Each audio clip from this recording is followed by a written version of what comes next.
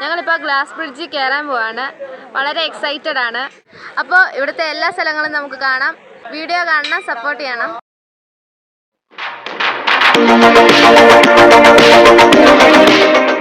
വാഗമണ്ണിലേക്കാണ് ഞങ്ങളുടെ ഇന്നത്തെ യാത്ര. രാവിലെ 5:30 ഞങ്ങൾ യാത്ര തിരിച്ചു. ഞങ്ങളുടെ ക്ഷേത്രത്തിൽ ഒരു കാണിക്കയൊക്കെ ഇട്ട് യാത്ര ആരംഭിച്ചു. റാന്നി എരുമേലി മുണ്ടക്കയം വഴിയാണ് ഞങ്ങൾ പോയത്. ഇത് മലയോര ഹൈവേ ആണ്. തൊടുപുഴയെ നെടുമങ്ങാടുമായി ബന്ധിപ്പിക്കുന്ന നല്ല റോഡ്. കുഞ്ഞൻ രാവിലെ നല്ല മൂഡിലാണ്. ബ്രേക്ക്ഫാസ്റ്റും ലഞ്ചും തയ്യാറാക്കി എടുത്തിട്ടുണ്ട്.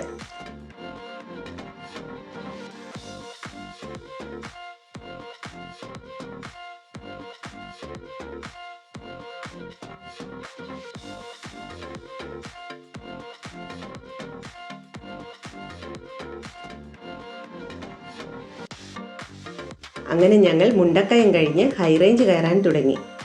അതിമനോഹരമായ കാഴ്ചകളാണ് ഞങ്ങളെ കാത്തിരുന്നത്.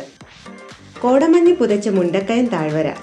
ഒരു നിമിഷം അവിടെ വണ്ടി നിർത്തി ചെറിയ വീഡിയോ ഒക്കെ എടുത്തു. മനോഹരമായ വഴിയാണ് മുണ്ടക്കയം കുട്ടിക്കാനം.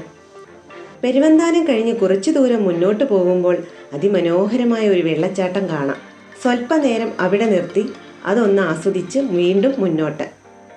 കുട്ടിക്കാനം കഴിഞ്ഞ് വേഗത്തിൽ ഏലപ്പാറ ലക്ഷ്യമാക്കി ഞങ്ങൾ പോയിക്കൊണ്ടിരുന്നു. മനോഹരമായ തേയിലത്തോട്ടങ്ങളാണ് ഏലപ്പാറയിൽ. സൂര്യൻ ചെറുതായി ഉദിച്ചു വരുന്നതേ ഉള്ളൂ. മനോഹരമായ പ്രകൃതി ചിത്രങ്ങൾ പകർത്താൻ ഉത്തമമായ ഒരു ഭൂപ്രകൃതി. തേയിലത്തോട്ടത്തിൽ ഇറങ്ങി കുറച്ച് റിലാക്സ് ചെയ്ത് 1-2 ഫോട്ടോകളൊക്കെ എടുത്തു. ഏലപ്പാറയിൽ നിന്നും ഇടത്തോട്ട് തിരിഞ്ഞാണ് വാഗമണ്ണിന് പോകേണ്ടത്. ഇടുങ്ങിയ വഴിയാണ്. ഏകദേശം 8 മണിയോടുകൂടി ഞങ്ങൾ അഡ്വഞ്ചർ പാർക്കിൻ്റെ മുൻപിലെത്തി. എന്നാൽ ഗേറ്റ് പൂട്ടിയിട്ടിരിക്കുകയായിരുന്നു.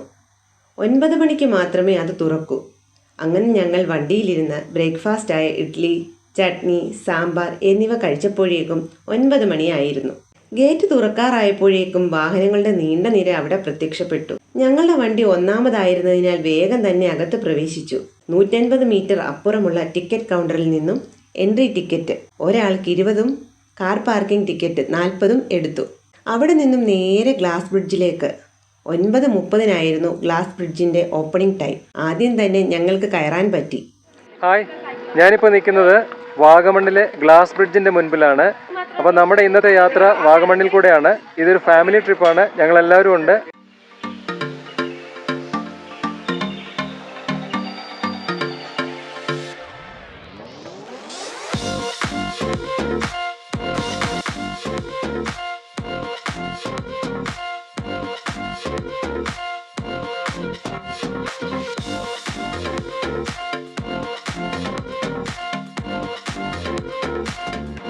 ഇന്ത്യയിലെ ഏറ്റവും വലിയ ഓപ്പറേഷണലായ കാൻഡിലിവർ ഗ്ലാസ് ബ്രിഡ്ജുകളിൽ ഒന്നാണിത്.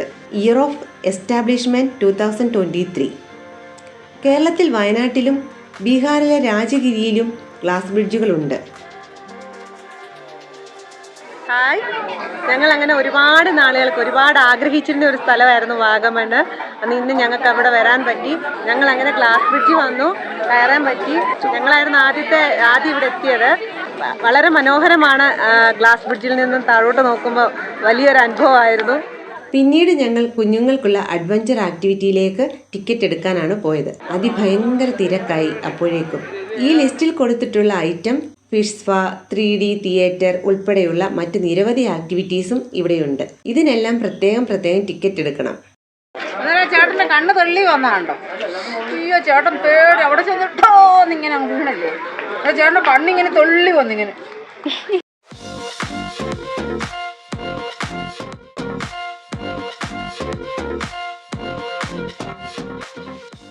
ഞാനും മോനും സ്കൈ സൈക്ലിങ്ങിന് പോയി. മറക്കാനാവാത്ത ഒരു അഡ്വഞ്ചർ അനുഭവമായിരുന്നു അത്. ഞങ്ങൾ പിന്നെ ഫ്ലവർ ഗാർഡനിലേക്ക് പോയ സമയം ഹസ്ബൻഡും മോനും മൊട്ടക്കുന്നിൻ്റെ അരികിലുള്ള ടവറിലും കുട്ടികളുടെ പ്ലേ ഏരിയയിലും ടെട്രാ ബ്രിഡ്ജിലും പോയി. അതിൻ്റെ താഴെയായാണ് തടാകമുള്ളത്. ബോട്ടിംഗ് ഉണ്ട് അവിടെ.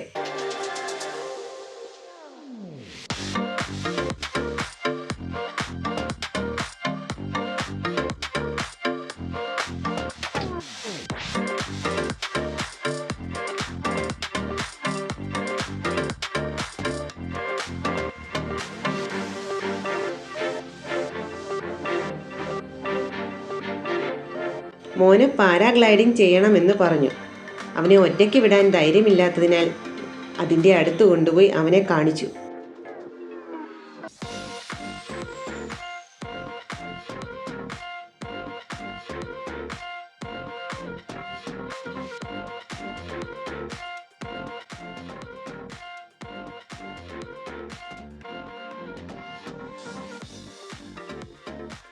ഫ്ലവർ ഗാർഡനും കണ്ടു 1 മണിയോടുകൂടി ഞങ്ങൾ അവിടെ നിന്നും 2.5 കിലോമീറ്റർ ദൂരത്തിലുള്ള പൈൻ വാലിയിലേക്ക് പോയി. അവിടെയും നല്ല തിരക്കായിരുന്നു.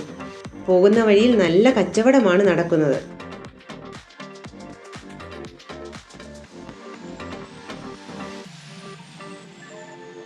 ഫോട്ടോഷൂട്ടിനും വീഡിയോയ്ക്കും നല്ല ലൊക്കേഷനാണ് പൈൻ വാലി. ഞങ്ങൾ കുറച്ച് റീൽസൊക്കെ എടുത്ത് ഒരു ഫോട്ടോ ഫ്രെയിം ചെയ്യിപ്പിച്ചു. മക്കൾക്ക് ഐസ്ക്രീം വേണമെന്ന് പറഞ്ഞു. അത് വാങ്ങിക്കൊടുത്തു.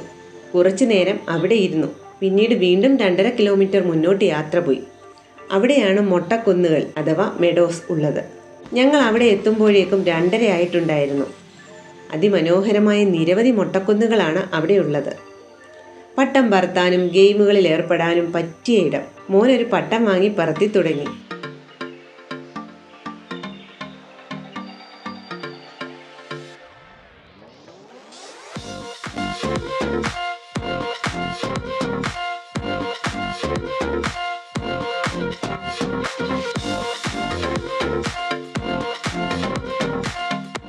ഞങ്ങൾ അവിടെ ഇരുന്ന് ലഞ്ച് കഴിച്ചു. കുട്ടികളെ കുറച്ചു നേരം കളിക്കാൻ വിട്ടു.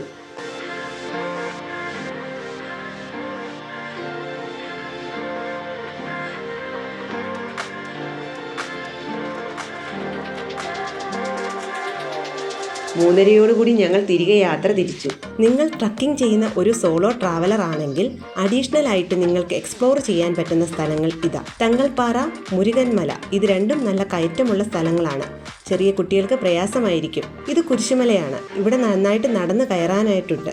4 പാലൊഴുകും പാറ വെള്ളച്ചാട്ടം, 5 ഇൻഫിനിറ്റി പൂൾ, ഇതെല്ലാം എക്സ്പ്ലോർ ചെയ്ത് ഒരു ദിവസം കൊണ്ട് കറങ്ങി നിങ്ങൾക്ക് തിരികെ വരാം. അങ്ങനെ ഒരു ദിവസത്തെ സന്തോഷകരമായ യാത്ര അവസാനിപ്പിച്ച് ഞങ്ങൾ തിരികെ വീട്ടിലെത്തി.